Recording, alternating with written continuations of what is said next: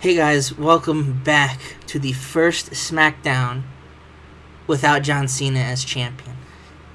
Spoiler alert, if you haven't watched No Way Out, but you should, because Zack Ryder is the World Heavyweight Champion. It's incredible. It's fantastic and it's insane.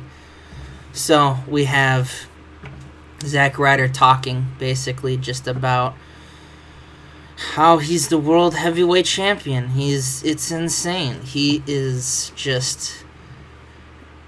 doesn't know how it happened. The crowd's going apeshit, by the way. He can't believe it. He said he watched the footage back and he understands what happened with The Undertaker. But even with The Undertaker's help, you can't deny that he has done something that no man, that not Shawn Michaels, not Shane McMahon, not Triple H, no one on the SmackDown roster has accomplished, and that's beat John Cena. The undefeated streak has ended for John. Big Match John has been buried. The crowd laughs a little bit. And at WrestleMania, he's ready. He's ready for Sheamus, and then Sheamus comes out. As you would expect, he won a number one contenders match. So the WrestleMania match is Sheamus versus Zack Ryder. And Sheamus just, he says, it's an absolute disgrace that he wasn't the one to beat John Cena. He should have been the one to do it, not some scrawny beanpole from New York. And Sheamus is like, bro, you literally had money in the bank and you gave it to Kevin Nash on a silver platter. That's cringe, bro. And Sheamus, he does like the heel, pissed off thing. He's like, enough of your jokes, Ryder. You know for a fact that you can't beat me. And he's like, actually, I know for a fact I can beat you. I was the one, to beat John Cena. And Sheamus is like, you don't have The Undertaker's help to beat John Cena.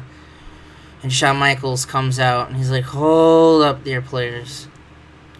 And then Batista comes out. Batista's like, Shawn, you're a piece of shit. Give me a title shot. And he's like, I was just about to call you out, Batista. You see, that whole incident with my email, I realized what had happened. You're trying to get a title shot for Triple H and friends, but in case you haven't noticed, Triple H and friends aren't doing that great. Your little dynasty is crumbling before your very eyes, and I don't really have to take orders from you anymore, Batista. So, as far as your title shot, you can shove it up your ass. And Batista is just fucking furious. And Zack's like, roll, bro, I think I know what we can do. Batista, you want to go to WrestleMania?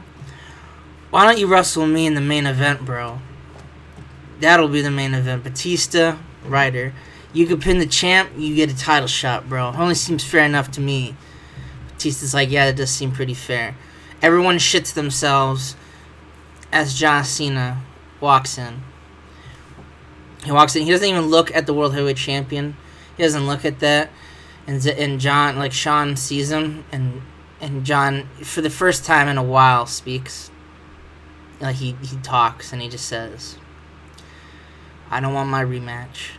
I will forfeit my rematch with Zack if I can get The Undertaker. And Shawn goes, well, I don't know where Undertaker is at the moment, but you can find him, you can get the shot. And John just immediately leaves the arena and goes back trying to look for The Undertaker. So we have a lot of things set up. John Cena wants revenge on The Undertaker. Batista, Zack Ryder main event for tonight's show. All crazy shit's just going down on SmackDown, brother. And we have a opening match as we have Jack Swagger defeat Xavier Woods with a gut-wrench powerbomb. No really thing to say there.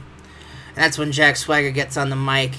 Vicky's with him, or Vicky gets on the mic and says, Jack Swagger has been in the shadow of people like Mark Henry. He's been in people's shadows for way too long. It's time that he earns his place. He earns his right to have the main event stat. He wants a championship, and he wants to go for the Intercontinental title. And Colt Cabana comes out, and he's like, look, I'm just going to get straight to the point. I'm a funny man, I know that. But I am super excited to go to WrestleMania. I'm so excited, in fact, I will even fight one of the most boring people in the world, like Jack Swagger. And, Vicky, you look beautiful. Just kidding, you're fat, because, we're still, in the PG era. So it's like, fat people are funny. Colt's like, yeah, Swagger, I'll fight you for the IC belt at WrestleMania. It'll have to be the pre-show. I'm just going to throw that out there, kayfabe. Because there's too many matches from the card, but the pre-show is still pretty cool. You know, lucky me. And Jack Swagger's like, I'm going to beat you so bad, I'm going to rip your legs off. I don't know, and Colt's like, why specifically my legs? Like, I'm a more technical guy, I use my arms, whatever. You fucking suck. And so we end that trash can of a segment. So, why didn't the fucking thing start? So basically, we have a segment in which we talk about Money in the Bank qualifying matches. We were gonna have a dream match: Sin Cara, Rey Mysterio, Lucha dream match. I don't think it's happened yet. It could have happened. I don't know, but Rey Mysterio, after Elimination Chamber, has been quote unquote injured. And because of that, we have to have Sin Cara just gets a bye, so he's in Money in the Bank. And we just randomly cut to Hunico, who's like doing the weird, like, building the snake putty thing in his hands, where he rolls his hands. And he's like, dude, yeah, that's what Rey gets because he sucks. He doesn't have that killer instinct in him anymore. And Make a Difference Hernandez and Titus O'Neil's like, did you just condone bullying in our WWE? That's absolutely ridiculous. Titus is like, yeah, how could he even say that about a legend like Rey Mysterio being bullied? Sin Cara's like, you know what? I have that killer edge. And Hunico's like, I have that killer edge. I have the will to do whatever it takes to get that, but I think someone has it too. And we see, obviously you can read what it says, but we are treating this as Rey Mysterio. So the crowd's like, wait, Rey Mysterio's here. What's going on? So, like, Rey, quote unquote, and Hunico beat the shit out of Make a Difference Hernandez and Titus O'Neil. To which Hunico is like, I guess Rey did find that killer edge after all. And I see you boys next week. So next week, it's Rey Mysterio, air quotes, and Hunico taking on the Child Protection Agency for SmackDown, because that's what the crowd wants to see. Damn. And next we have, so this match is interesting. I don't know if I might have said it, but the goal was never to be at the pay-per-view, the kind of Bray Wyatt Goldust thing. So Bray Wyatt, he beats Goldust. After jumping ship from Raw to SmackDown, he beats Goldust in the ring with Sister Abigail after a long match. Goldust put his heart out, but he just couldn't do it. He did get a good rating though, but in kayfabe, he can't do it. And after that, basically Bray Wyatt, the rest of the family gets in and they beat Goldust's ass. And Goldust talks about how he's killed a lot of the quote old gods. And he makes a point of saying how they don't defend each other. He goes, he's attacked Chris Jericho, he's beaten Chris Jericho, no one was there to defend him. He attacked Goldust and no one's there to defend him. No one defends the old ways because they know that they are dying here in the WWE, and it's all because of Bray Wyatt single-handedly. And as soon as he says, like, he just repeats, no one comes to help, somebody comes to help.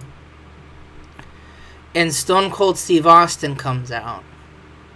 But it's not like how you've seen him here. He has the vest. He has the trunks. He's in his wrestling gear. And the crowd, the whole Scottsdale, the Scott Trade Center goes fucking ape shit. They come unglued. Because they realize what this means. Bray Wyatt is shocked. The family is shocked. Everybody, of course, eats a stunner. Except Bray Wyatt. Bray Wyatt rolls out, and the two, Luke Harper, Eric Rowan, eat stunners. Stone Cold helps Goldust away.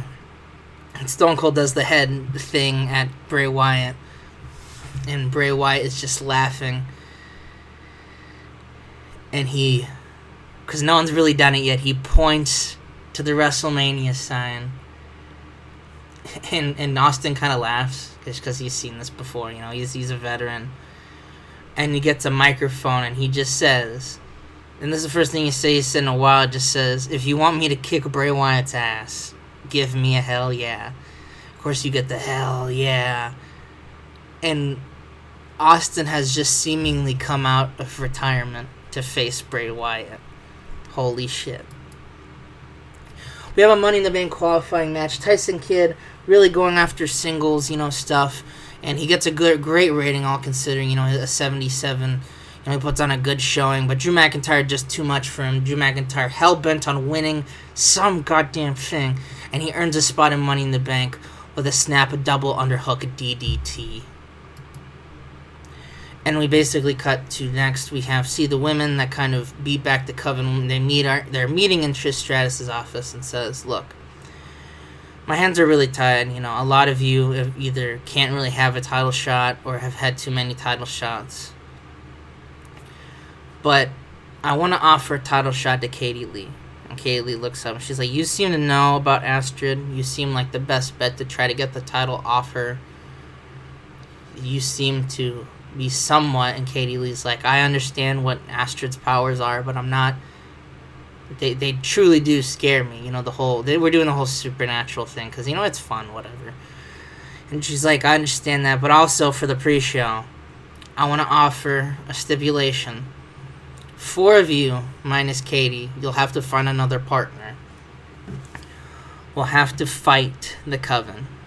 If the Coven win, they get to accompany Astrid to the match. If not, Katie, you get a one-on-one, a truly one-on-one. No bullshit. Anyone interferes, they're fired. So you need to pick a partner if you want to take this opportunity. And the girls kind of look it over and they nod their head yes. So not only will Katie Lee fight Astrid at WrestleMania, but the Coven and the Divas will fight one-on-one to see who gets the advantage going in to that specific match. And we have our main event in 86B+ as Batista stinks up the ring. Well, it's not too bad, but he was getting 80s before, so he must be off his game. Zack Ryder beats Batista because fuck you. Hold on, let me also see if it was a short match length, so it's also my fault, so you can't truly blame Batista here. Zack Ryder does defeat Batista in 1873 with the Zack attack for the win. Batista's not going to WrestleMania.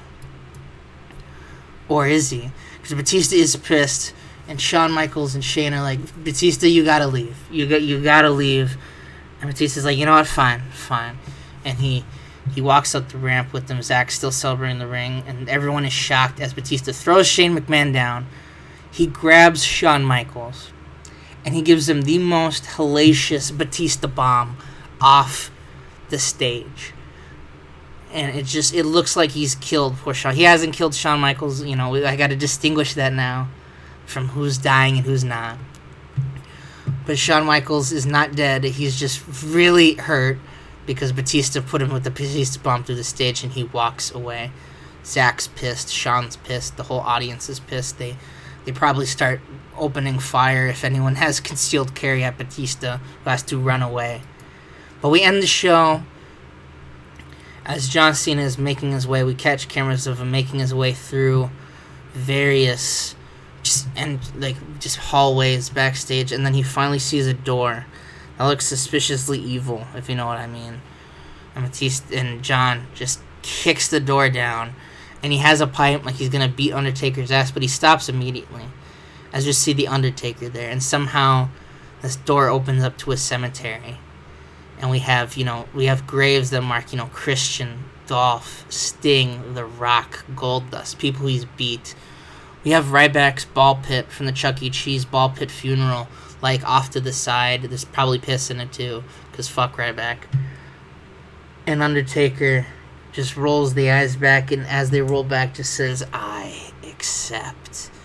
And John he looks like he contemplates fighting him, but he just kind of backs away a little bit. And that is how we end Friday Night SmackDown. 91A. Disappointing main events, but I don't want to just have the same main event, kind of feel going through. So I try to edge it up. So sometimes when you change it up, you get a little less ratings. But you know what? I'm fine with that. This has been awesome. Just want to make sure we're recording because I had a scare when we weren't recording. So we are recording now, fortunately. Sorry about the weird cut. But thank you guys for watching. I will see you guys for the next Monday Night Raw.